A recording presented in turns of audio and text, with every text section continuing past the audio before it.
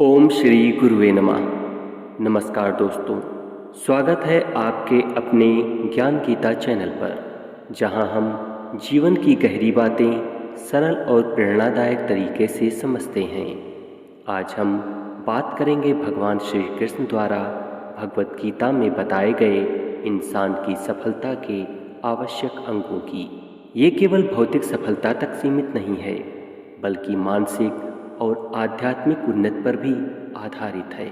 तो चलिए जानते हैं जिंदगी में सफल होने के लिए वे आवश्यक कदम क्या हैं। नंबर 1, लक्ष्य का निर्धारण करना। दोस्तों, किसी भी काम की सफलता के लिए सबसे पहली चीज है लक्ष्य का निर्धारण करना। भगवत गीता में भगवान श्री कृष्ण अर्जुन को समझाते हैं कि सफलता का पहला कदम है स्पष्ट लक्ष्य का निर्धारण। यदि हमें नहीं पता कि हमें जाना कहाँ है, तो किसी भी दिशा में जाने से सफलता नहीं मिलेगी। गीता के अनुसार संकल्प शक्ति यानी सही निश्चय और अपने उद्देश्य पर ध्यान केंद्रित करना सफलता का आधार है।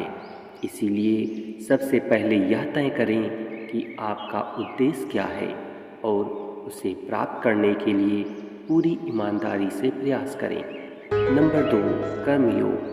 सफलता के दूसरे स्तंभ को गीता में कर्मयोग कहा गया है। भगवान श्री कृष्ण कहते हैं, कर्मण्येवाधिकारस्ते मा फलेषु कदाचन।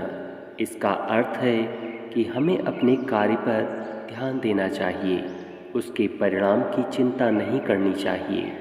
जब हम बिना किसी स्वार्थ के अपना काम करते हैं तो वह ईश्वर की सेवा के समान होता है।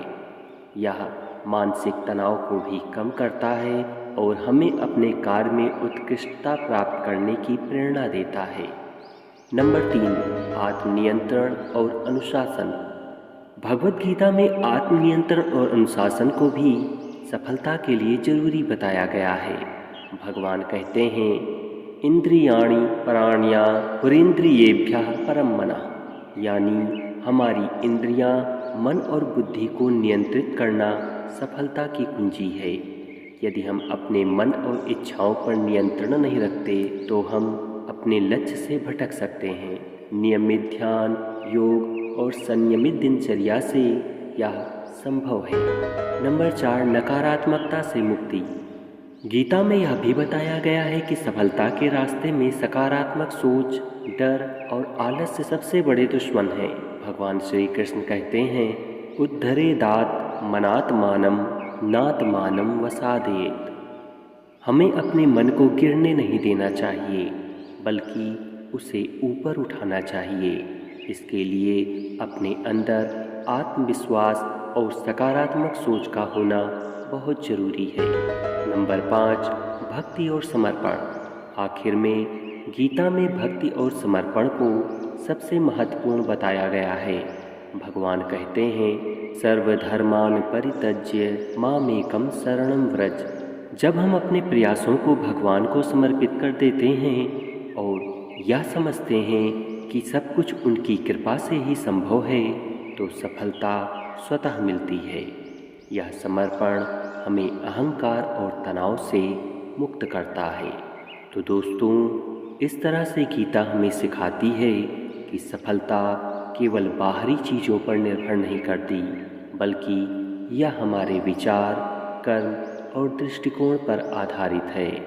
भगवान श्री कृष्ण कहते हैं, योगस्था कुरु कर्माणि संगम त्यक्त्वा धनंजय सिद्धा सिद्धो समो भूत्वा समत्वम योग उच्यते। हे धनंजय, योग में स्थिर होकर कर्म करो और असक्ति को त्याग दो। सफलता और असफलता में समान भाव रखो। यही समत्व भाव ही योग कहलाता है।